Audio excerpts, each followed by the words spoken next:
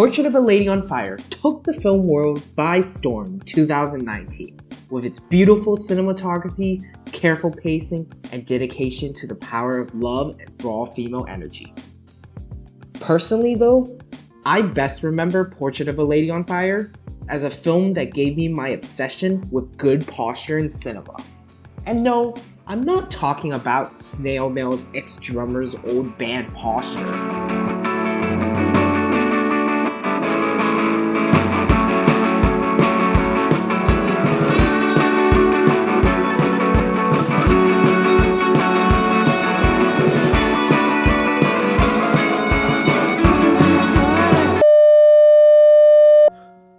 Sorry, I just need to catch my breath.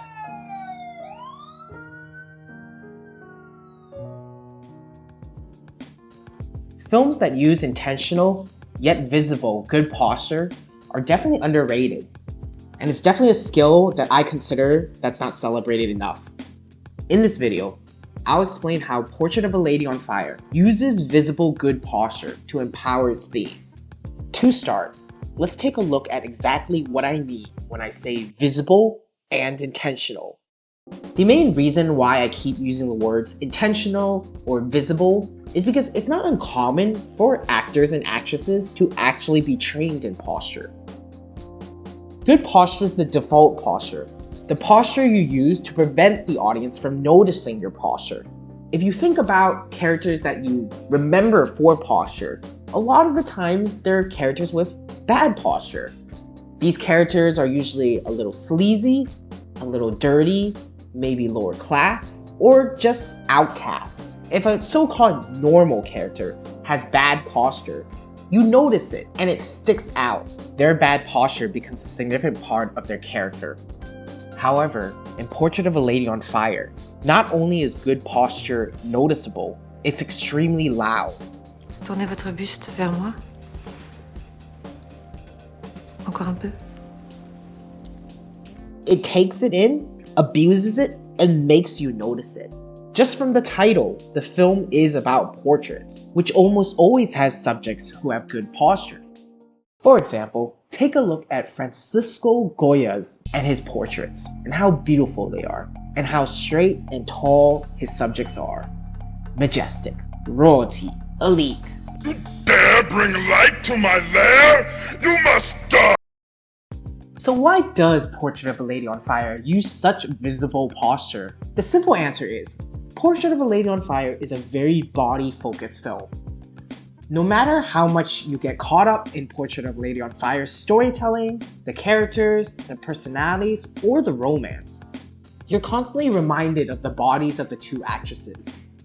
Portrait of a Lady on Fire is about queerness, sex, and women.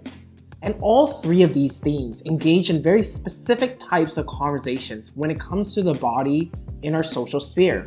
Here would be a great time to remember Donna Haraway's Cyborg Manifesto and her question, why should our bodies end at the skin? A film that is down to have conversations about our social understandings of our bodies is always a welcome addition. Good posture in particular is a great bodily visual metaphor for individual and social concepts. Actually, let's back up a tiny bit. Let's take a look at our understanding of good posture in today's society and how that correlates with bodies. It's pretty common to hear about how good posture today is medically healthy. No longer are just annoying people saying it, like your parents or Jordan Peterson. Rule number 1, stand up straight with your shoulders back. You gotta stand up straight. Yeah, well, you've got good posture. Yeah, well, you've got good posture. Yeah, well, you've got good posture. Holy shit, I'm gonna come. There are plenty of medical journals and TED Talks that argue that good posture is good for you. They go into details of what practices you might do to improve your posture so that you can have a better life. This type of social conversation is a little less interesting to me because it attempts to make good posture kind of invisible too. Socially, people just don't go up to you and say, "Why, my mister, you truly have some of the healthiest posture I've ever seen." Instead, it's more that people will go up to you and say, "Why, God, what are such a loser, son? You only play video games and now have gamer back." Please clap.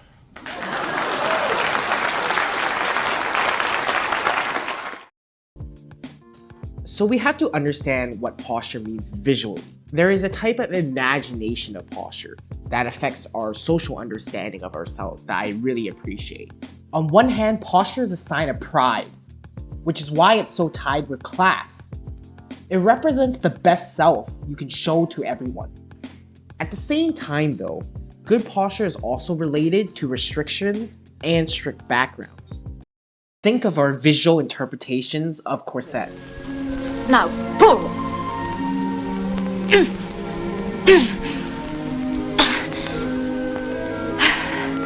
That's it. There's a little bit of a sense that when a character has very visible good posture, they're not really themselves, or they're not their true selves. These are two negating narratives, and this is why visual good posture is always so loud.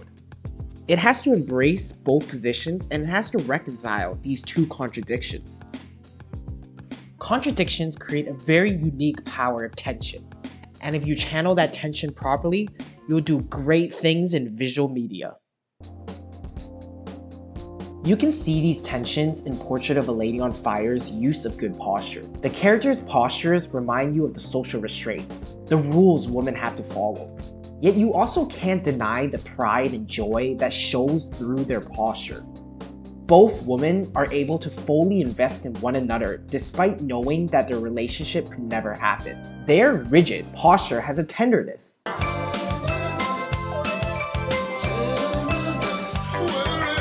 These contradictions isolate what you watch in Portrait of a Lady on Fire.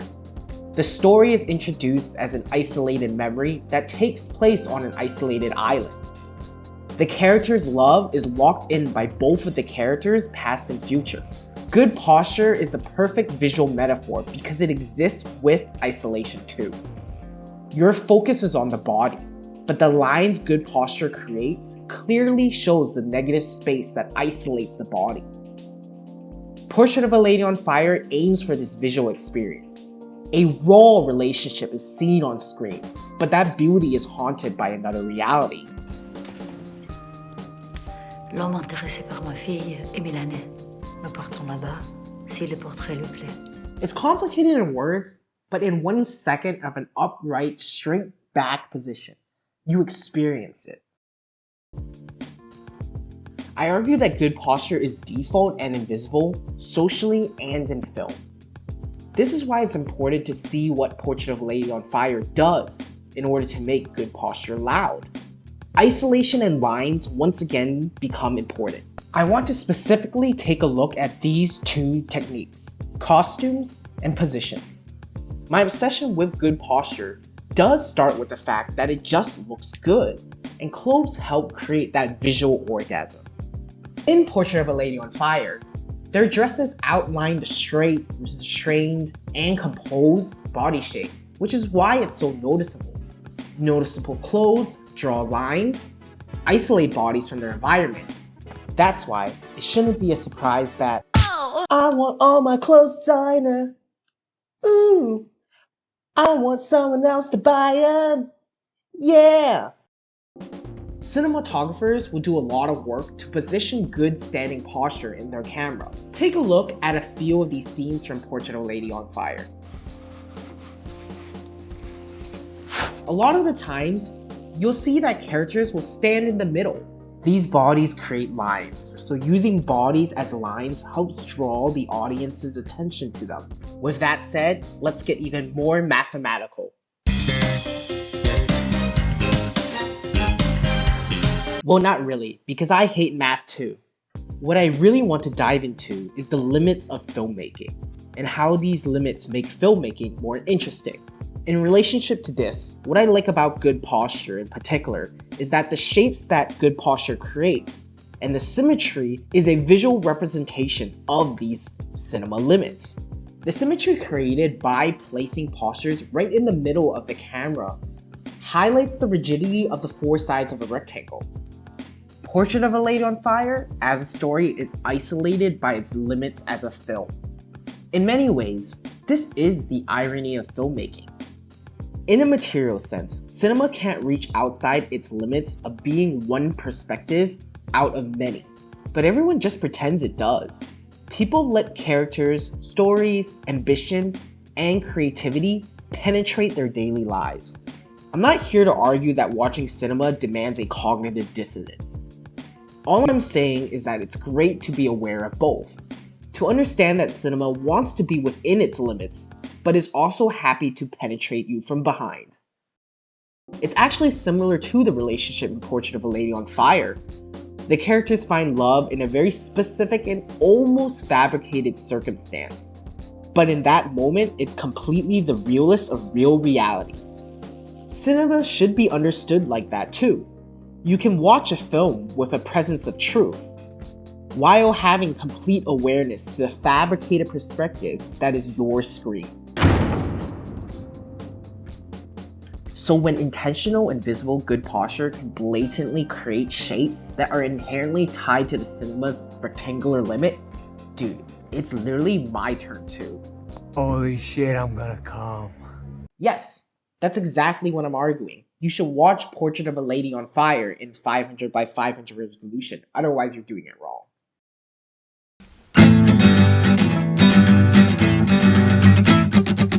Fried rice is my favorite food. Fun and fours are super good. Fried rice. Fried rice. No popcorn, just fried rice. No French's, Fobies, and Vice. Flipper frapper. Fried rice. Flying sky, cause there's